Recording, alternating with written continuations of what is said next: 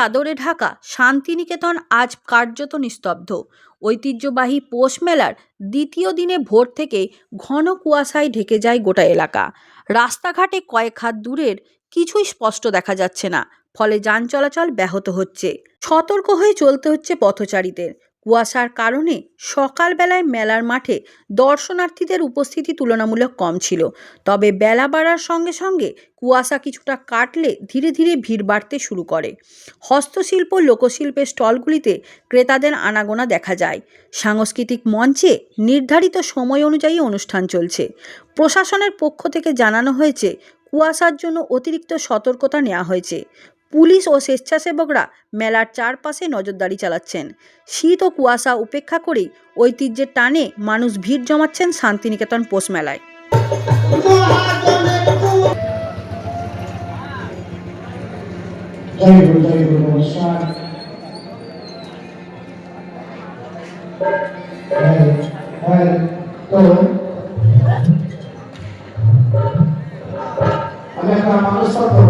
মানুষ